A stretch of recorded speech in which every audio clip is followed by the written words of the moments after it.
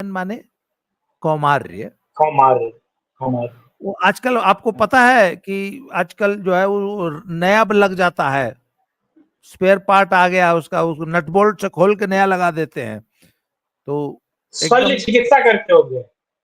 नहीं, सिंपल, अब तो नई टेक्नोलॉजी का जमाना है सर। खोल के उसका नट बोल्ट पे टाइट हो जाता है एकदम, और हाइमन लग जाता है अंदर। तो भारतीय राजनीति की मियां खलीफा जो है हाइमन लगवा के आ गई है और दिखा रही है कि देख लो मैं कितनी पवित्र हूं, मोदी जी देख लो, मैं एकदम अनटच हूं, गोमुख से निकली हुई गंगा की तरह पवित्र हूं, मियां खलीफा, भारतीय राजनीति की मियां खलीफा। तो इसके बारे में सर आप कुछ अपने श्रीमुख से घुंगरू सेठ, फरमाइए जी। मियां खलीफा उर्फ घुंगरू सेठ। अच्छा, ठीक ठीक ठीक।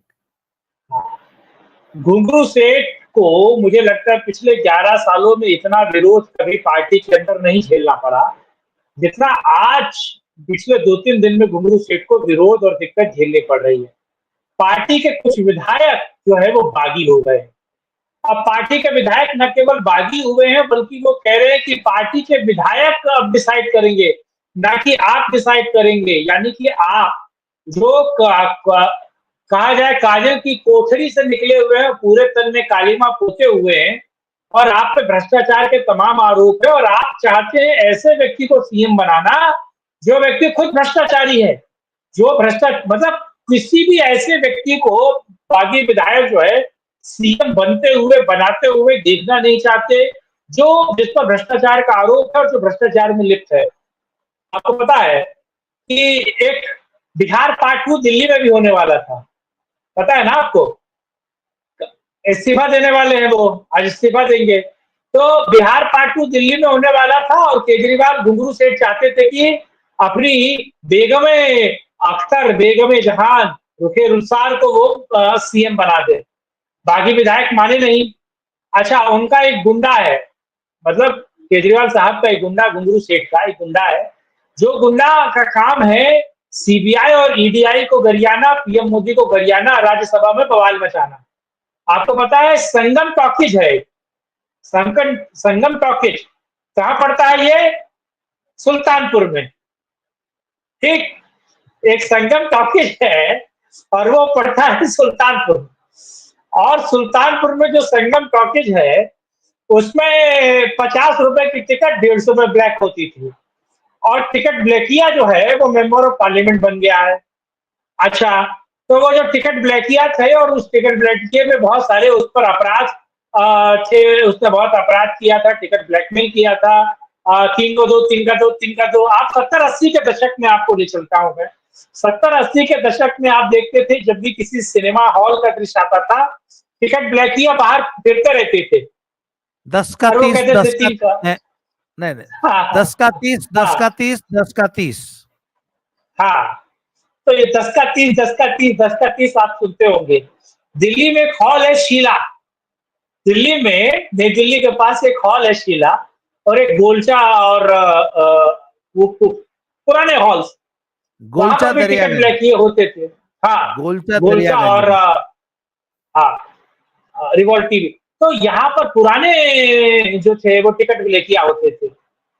आप मुझे बताओ सबसे ज्यादा संजय सिंह क्यों विरोध करते हैं पेटीएम का, तमाम इंटरनेशनल एजेंसीज का क्यों विरोध करते हैं? क्योंकि आप टिकट मोबाइल पर बुक कर लीजिए, आप खिड़की पर जाकर टिकट लेकर ब्लैकमेलियो के पेट पर लग गया लात।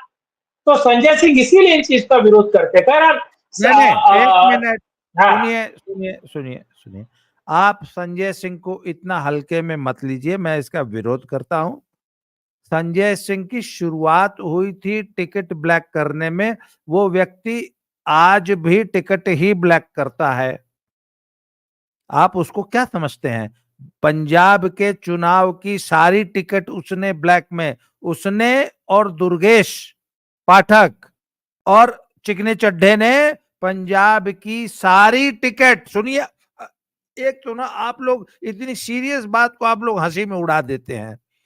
अभी भी वह तो 10 चिकना का 30, चड्ढा बोलिएगा तो हंसी नहीं आएगा।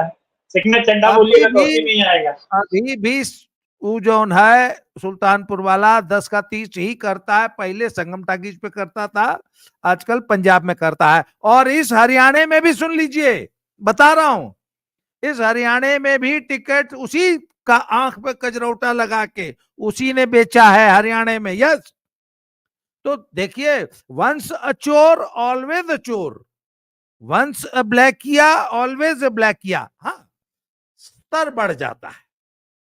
पहले 10-10 रुपए का टिकट बेचता था, अब करोड़ों रुपए का टिकट बेचता है, पर बेचता आज भी टिकट है। मैं इस तरह से एक इंटरनेशनल क्लास के ब्लैकिए का अपमान बर्दाश्त नहीं करूंगा अपने चैनल पे। हाँ हाँ, वो माफी आज भी चाहता हूं मैं। ब्लैकिया है। हाँ, पर उसे सुरमा कहते हैं। हाँ, चलिए आगे बोलिए। तो उसने जो है सुनीता भौजी को हाँ, नहीं बनने दिया, सुनीता भौजी नहीं बनी। उसने भी नहीं बनी। और ये सोचे कि हम भी बन जाए, क्या पता हमारा नंबर ला जाए तो लाहिया ले। वो तो इनका भी नहीं लहा, ये भी नहीं बने। उसके बाद इनकी एक चेली है, मार्लोना, मार्क्स और लेनिन की बेटी। ये आतिशी मार्लोना असल में किसकी चेली है, पहले तो ये क्लियर है। हर आदमी बोलता है मेरी चेली है, साला ये कोई तरीका होता है? केजरीवाल ऊपर की कहता है वो सीट पर मेरी कोई भी चेली बैठ है, सकता है। चड्डा बोलता है मेरी चेली है, संजय सिंह बोलता है मेरी चेली है, सिसोदिया बोलता है मेरी चेली है। ये गलत बात है भाई। एक आप लोग जो है ओनरशिप फिक्स कीजिए, असल में वो किसकी चेली है? असल में वो चेली जो है वो पापड़गंज के एक विधायक है, और वो हैंडसम है। और ये व्यक्ति दुनिया में एक ऐसा है जिसके पास लिकर भी था और जिसके पास शिक्षा भी था। चेली तो वो उसकी है एक्चुअली, अच्छा मनीष की। हाँ, अच्छा। तो मनीष चाहते थे उनकी चेली बन जाए, पर उस चेली की दाल नहीं गली। यानी कि ये जो इसको ये बन नहीं पाई, कुल मिला के इसका विरोध हुआ। कहा गया कि केजरीवाल, पहली बार की एक सीएम है। मिनट, घुंगरू हाँ, सेठ ओरिजिनल मियां खलीफा जो है वो किसको चाहता था नंबर 1 पे? सुनीता सुनीता। भाभी को। हाँ, वो नहीं बनी, तो अगला नंबर ठीक। किसका आया? अगला नंबर आया ये मार्लोना का, मार नहीं, लेना। संजय सिंह का आया था अगला नंबर। संजय सिंह अपनी गोटी भिड़ा रहे थे। अच्छा, संजय सिंह अपनी गोटी भिड़ा रहे थे। मनीष ने केजरीवाल को कह दिया कि मैं भी नहीं और संजय भी नहीं। अगर मैं नहीं तो मनीष ने संजय कहा। सिंह, हाँ, अगर मैं नहीं हाँ, क्योंकि मनीष को तो उसने पहले दिन ही काट दिया कि ना मैं बनूंगा ना मनीष बनेगा।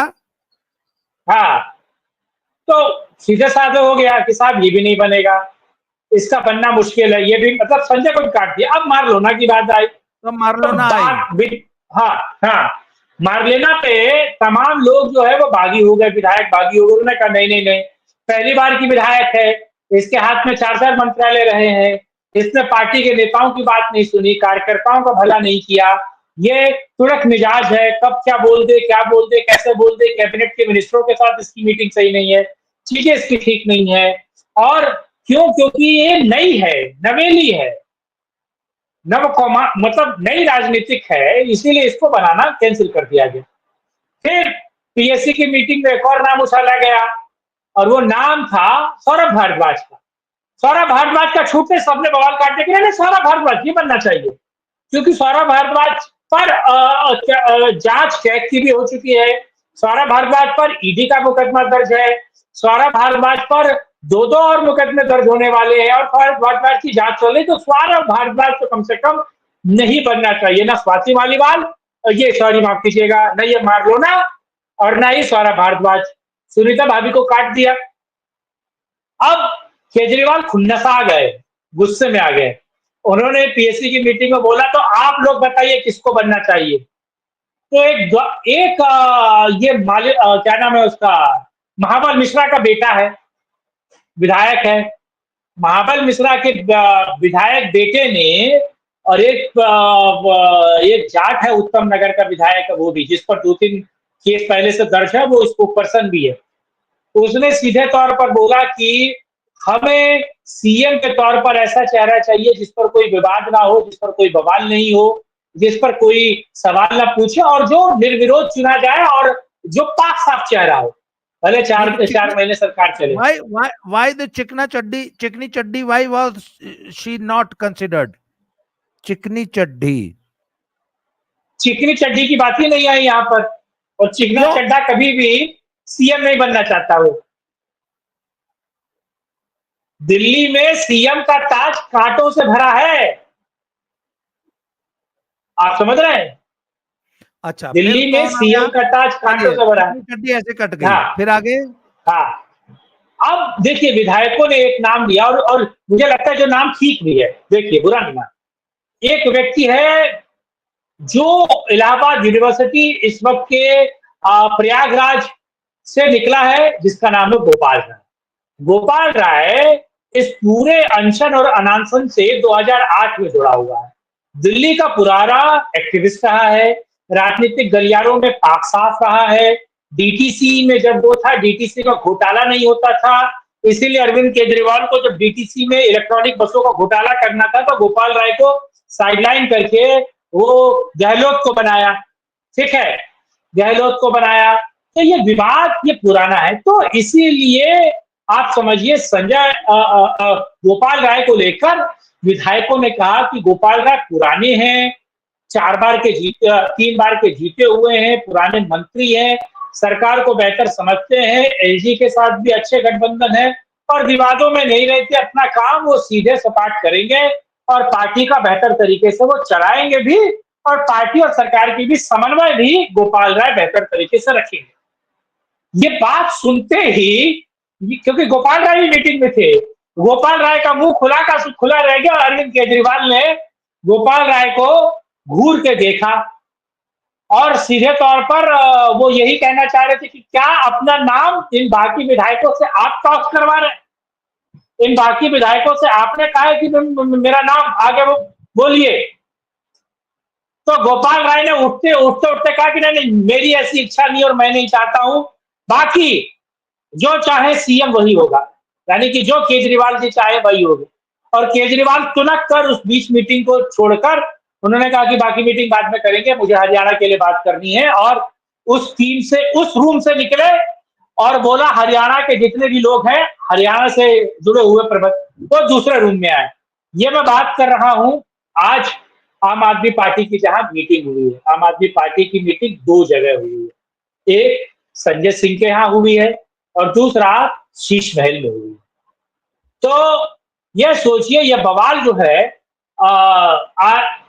घूमा, बढ़ा, बना, लेकिन केजरीवाल मुझे लगता है अब सबसे पहले गोपाल राय को निपटाएगा, क्योंकि गोपाल राय ही पुराना पार्टी बचा हुआ है।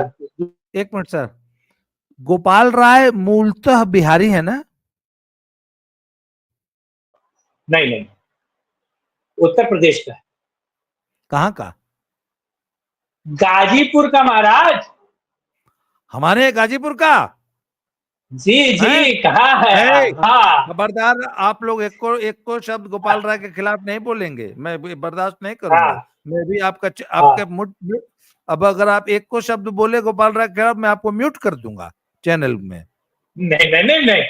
गोपाल राय बहुत प्रदेश में जगह पड़ती है गोपाल राय सर, गोपाल राय बहुत अच्छा लड़का है, उसके ऊपर टिकट बेचने का कोई आरोप नहीं है, उसी को बनना चाहिए चीफ मिनिस्टर। अच्छा, पर एक आपको बात बताइए, बड़हलगंज पता है? बड़हलगंज, अरे जब गोरखपुर जाते हैं हम लोग गाजीपुर से, मऊ के आके बड़हलगंज हाँ, पड़ता है। हाँ, गोपाल राय बड़हलगंज के हैं। नहीं, रिश्तेदारी है उनकी, रहने वाले वो गाजीपुर उसी एरिया के हैं। नहीं यार, नहीं, गाजीपुर के होते तो अब तक हमको पता लग गया होता, गाजीपुर का नहीं है। नहीं, उसी रूट का है और ये बेचारे के एक हाथ पे फालिश मारा हुआ है। चलिए, दूसरे हाथ से जब मुख्यमंत्री था, एक को फाइल पे साइन नहीं करता था, गोपाल राय भी नहीं करेगा, बोलेगा हमारे हाथ में फालिश मारा, हम कैसे कर सकता हूं साइन। खैर, एक बात बताइए, मुझे एक बात बताइए, क्या केजरीवाल वाकई सुनीता केजरीवाल को सीएम नहीं बना पाएगा? दिल्ली को एक और राबड़ी देवी नहीं मिलेगी? वाकई मुझे अभी भी भरोसा नहीं बना पाएगा। क्या इतनी पकड़ कमजोर हो गई है विधायकों की? सुन क्यों रहा है? हाईकमांड कल्चर क्या आम आदमी पार्टी से खत्म हो गया? है आपको पता है, मैं बात कर रहा हूं 14 से पहले राहुल गांधी को पीएम बनाने के लिए लोग तैयार थे, लेकिन कहा गया कि यह करप्ट सरकार का तमगा या इस करप्ट सरकार का बोझ राहुल गांधी नहीं सहेंगे। उनको फ्रेश चाहिए, फ्रेश पीस चाहिए, फ्रेश माल चाहिए। वैसे ही सुनीता केजरीवाल को फ्रेश सरकार चाहिए। इस करप्ट सरकार का तमगा वो नहीं झेलेंगी। और ये बात मनीष ने भी केजरीवाल को बोली है। मनीष के एक बहुत अच्छे मित्र हैं, आम आदमी पार्टी के स्पोक पर्सन है, नाम नहीं लेना ठीक है, क्योंकि वो हमारे भी अच्छे मित्र हैं, ठीक। तो उन्होंने भी इस बात को बोला है कि मनीष ने केजरीवाल को बताया है कि कम से कम अगर आपको सुनीता को ही बनाना है तो दोबारा चुनकर आइए, दोबारा अपनी सीटें लाइए और सुनीता केजरीवाल को चुनाव लड़वाइए। सुनीता केजरीवाल को अपनी नई दिल्ली विधानसभा से लड़ाइए, कहीं से लड़ाइए, फ्रेश सरकार में सुनीता को चेहरा बनाइए। ये बात पार्टी के अंदर भी चली है, इसीलिए मन मारकर जो है घुंघरू सीट जो है वो चुप रह गए। अब मुझे लगता है सुनीता भी नहीं चाहती है कि एक दागदार सरकार का चेहरा वो बने, मुझे जहां तक लगता है। आपको हाँ, आपकी आपकी बात में दम है। तो क्या आपको लगता है कि केजरीवाल अब की बार जो दिल्ली का चुनाव लड़ेंगे उसमें क्या सुनीता केजरीवाल को मुख्यमंत्री चेहरे के रूप में प्रोजेक्ट कर सकती है पार्टी? नहीं नहीं, नहीं। मुख्यमंत्री के तौर पे तो अरविंद केजरीवाल ही प्रोजेक्ट होंगे, ये ध्यान रखिएगा। मुख्यमंत्री के तौर पे भी तो मतलब जो 10-5 जीत रहे थे, आप चाहते हैं कि वो भी ना जीत आए? आप क्या चाहते हैं? आप घुंघरू सेठ के मुझे लगता है सबसे बड़े शत्रु हैं। मुझे चलिए मेरे हाँ, एक आपसे मैं बड़ा आसान सवाल पूछ रहा हूं भाई। केजरीवाल की राजनीति का जो एक ही प्लैंक होता है, मुफ्त की रेवड़ी बांटो।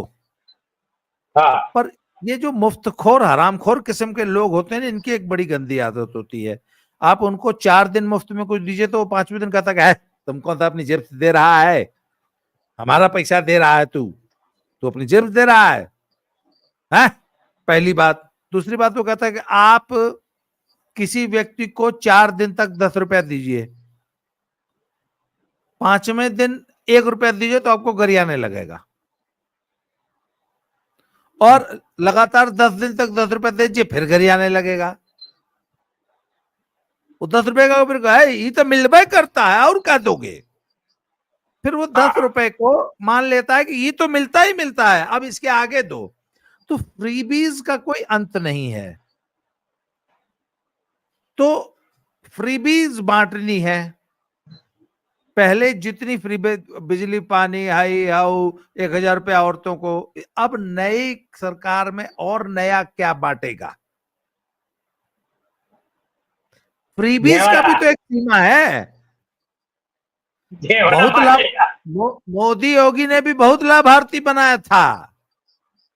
मोदी योगी ने भी बहुत मकान, शौचालय और गैस टंकी और हाई हाउ पता नहीं का बांटे थे। ठेंगा दिखा दी, नहीं दी वोट। तो ये जो लाभार्थी वर्ग है, ये हराम मुफ्त खोर को पानी पिलाकर खाना खिलाकर वो नाली में ही जाता है। तो आखिर जो लोग इतने आशान्वित हैं कि अरविंद केजरीवाल चुनाव जीत सकता है दिल्ली का, किस आधार पे? सिर्फ फ्रीबी, 1-2 नई फ्रीबी। हाँ, 1-2 नई फ्रीबी। और देखिए हमारे यहाँ कहावत है, 100 जूता खाए तमाशा घुस के देखे ना। तो ये जो केजरीवाल का पूरा सिस्टम है, और देखिए केजरीवाल लाभार्थी बने बनाता है और वो अपने तमाम कार्यकर्ताओं को किसी न किसी योजना से जोड़ देता है। 10,000, 20,000, 25,000, 50,000 जितने ठेके मिले हैं, ठेकों में से कोई ना कोई जानने वाला जो है आम आदमी पार्टी का है। ठेके के पास जो ये जो दुकान होती है ना, कुछ वो उसकी जो भी है खाने पीने की, चखने की, वो भी आम आदमी पार्टी का है।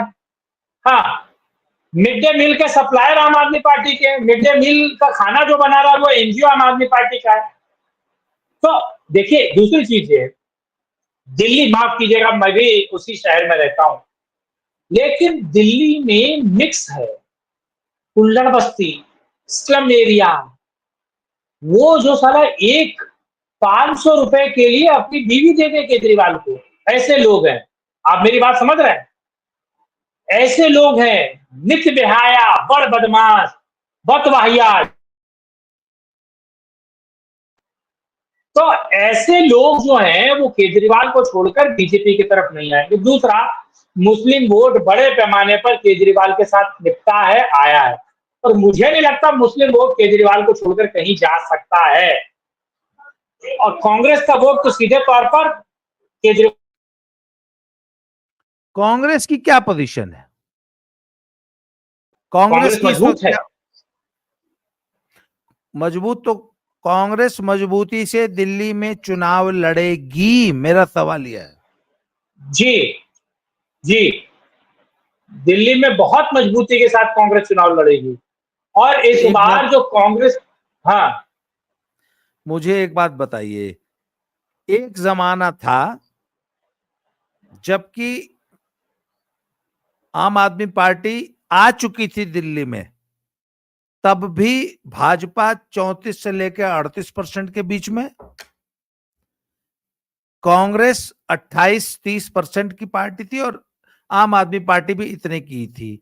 जब दूसरी बार चुनाव लड़ी है कांग्रेस, आम आदमी पार्टी, तो कांग्रेस ने अपना वोट थाली में परोसकर आम आदमी पार्टी को दिया था और 28% से 8% पे आ गई थी।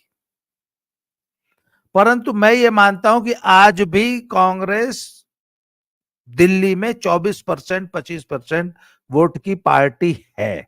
अगर कांग्रेस मजबूती से चुनाव लड़ती है, आप किसको गुर्रा के ताक रहे हैं? कोई बात नहीं, मेरे चैनल पे चलता है, बात कर लीजिए। किसको आप गुर्रा जी रहे जी थे नहीं, अभी? बोलिए बोलिए, किसी को बुरा नहीं, बोलिए प्लीज। दर्शक इतनी जोर से ऐसे करके आदमी देखता है तो दर्शक डर सकता है ना, कुछ लोग डर जाएंगे कि ये भाई ये गेस्ट किसको ऐसे ताक रहा है। खैर, हाँ, तो सर अगर कांग्रेस कायदे से चुनाव लड़ गई और 24-25% वोट काट लेगी, तो वो तो पूरा का पूरा वोट आम आदमी पार्टी का काटेगी। तब आम आदमी पार्टी कैसे जीत जाएगी? अगर कांग्रेस मजबूती से लड़ती है तो या तो बोलिए कि नहीं, कांग्रेस वाकई सब कुछ गंवा चुकी है और अभी भी 8% की पार्टी है। दिल्ली में आम आदमी पार्टी का वोटर और कांग्रेस का वोटर बीजेपी के विरोध का वोटर, आप समझिए। हाँ, ठीक। तो वो बीजेपी को हराने के लिए वोट करता है, वो आम आदमी पार्टी और कांग्रेस को जिताने के लिए वोट नहीं कर रहा है। पर जब उस वोटर को आम लगेगा कि कांग्रेस का पोटेंशियल है, तो वो सीधे तौर पर कांग्रेस के साथ जुड़ेगा। वो तो ठीक है, पर अगर हाँ, कांग्रेस कायदे से चुनाव लड़ी और 24-25% वोट ले गई, तो वो वोट तो आम आदमी पार्टी का ही तो कटेगा। 20%, 18-16%, तो 16% वोट कांग्रेस के हाथों गंवा देने के बाद आम आदमी के पास क्या बचेगा? वो कैसे? क्योंकि नहीं, भाजपा तो 34, 36-38% वोट है उसका। और बेहतर वोट होगा अभी तो, टफ के बाद। लेकिन मुझे लगता है दिल्ली का वोटर कांग्रेस के साथ वहां जाएगा जहां कांग्रेस जीतती हुई दिखाई देगी, आप समझिए। लेकिन देखिए, टैक्टिक बहुत बहुत बेहतरीन वोटिंग करता है दिल्ली में। मैं तो साला उनको कुकुर कहता हूं, खैर वो बात छोड़िए। जहां उसको लगता है कांग्रेस जीतेगी वो कांग्रेस को वोट करेंगे, जहां लगता है आम आदमी पार्टी जीतेगी वो आम आदमी पार्टी को वोट करेंगे। हर एक विधानसभा में बीजेपी को हराने वाली जो मेन पावर है, वो मेन कैंडिडेट जो होगा उसको वोट दिया जाएगा। उत्तर प्रदेश, दिल्ली में यही। मुझे ये बताइए, क्या चुनाव पूर्व किसी गठबंधन, प्री पोल अलायंस की संभावना है आम आदमी और कांग्रेस के बीच में, जैसा लोकसभा में हुआ था? बिल्कुल नहीं, अब तो बिल्कुल नहीं। क्यों अब नहीं? मतलब हरियाणा में नहीं हुआ इसलिए? हरियाणा में नहीं हुआ इसलिए, और क्योंकि दिल्ली में, आप समझिए, दिल्ली के जो जो जो जो इकाई है कांग्रेस की, उन्होंने सीधे तौर पर मना कर दिया था पिछली बार, ये लोकसभा के लिए वो थे राजी नहीं। और इतने लोग टूट टूट के गए, इतने लोग टूट कर गए। आप समझिए कि इस बार तो कांग्रेस के लोग खुद आम आदमी पार्टी के खिलाफ दिल्ली में बवाल काटे हुए हैं। रोज पीसी करता है दिल्ली प्रदेश अध्यक्ष कांग्रेस का, उसके ऑफिस पे रोज पीसी होती है आम आदमी पार्टी को लेकर। संजय क्या नाम है उसका, जो शीला दीक्षित का बेटा है, वो रोज केजरीवाल के खिलाफ बोल रहा है, तमाम लोग केजरीवाल के खिलाफ बोल रहे हैं। दिल्ली इकाई, अच्छा, नेशनल इकाई नहीं बोल मुझे रही है। हाँ, मुझे पता नहीं क्यों एक बात मुझे गट फीलिंग आती है कि असल में जो दिल्ली जो शहर है वो समस्याओं का गढ़ है, भंडार है। ऐसी ऐसी लाइलाज समस्याएं हैं जिसका कोई इलाज ही नहीं है। जैसे पॉल्यूशन का दिल्ली में कोई इलाज ही नहीं है, पानी, बिजली, हाई हाउ, जितना लॉ एंड ऑर्डर। तो आपको नहीं लगता कि भाजपा अपने ये फटा हुआ, ये मरा हुआ सांप दिल्ली वाला, दिल्ली शहर की सरकार अपने गले में क्यों बांधे? ठीक है, केजरीवाल के गले में बांध के रखो, ऊपरी ऊपरी राजनीति करते रहो, पर केजरीवाल को दिल्ली चलाने दो। आपको नहीं लगता है ये बात भी सही है। कि बीजेपी 11 साल जीतना में ही, दिल्ली का बीजेपी जानबूझ के दिल्ली की मुसीबत अपने गले लेना ही नहीं चाहती, क्योंकि दिल्ली की तमाम समस्याएं, हाँ, भाई दिल्ली में झोगी झोपड़ी हाँ, रहा करेगी, दिल्ली में झोगी झोपड़ी हाँ, रहेगी तो लॉ एंड ऑर्डर प्रॉब्लम रहेगा, बिजली पानी की समस्या हाँ। रहेगी, भीड़ भाड़ की समस्या रहेगी, पॉल्यूशन की समस्या रहेगी। इस पर ना एक अलग वीडियो दे, नहीं इसको यही छोड़ते हैं। हम इस पर एक अलग वीडियो बनाएंगे, पिछले 11-12 सालों में दिल्ली इकाई को नरेंद्र मोदी, अमित शाह ने मजबूत क्यों नहीं किया। इस पर एक अलग वीडियो बनाएंगे, इस पर अलग वीडियो बनाते हैं, मुझे लगता है क्योंकि दर्शकों को मजा मिलना एक चाहिए। योजनाबद्ध तरीके से दिल्ली हाँ, का बवाल बीजेपी हाँ, अपने सिर नहीं लेना चाहती। हाँ। इस पर एक अलग वीडियो बनाएंगे, अलग से बातचीत करेंगे, मुझे लगता है चलिए, आज के लिए मुद्दा इतना बड़ा ही, है ये। आज के लिए इतना ही। बहुत जी, बहुत धन्यवाद सर, आपने समय दिया। अगले वीडियो में फिर जी, से मिलते हैं। तब तक कल कल तक क्लियर हो जाएगा कि दिल्ली का अगला सीएम कौन हाँ, बन रहा है। कल शाम तक चलिए, क्लियर हो जाएगा।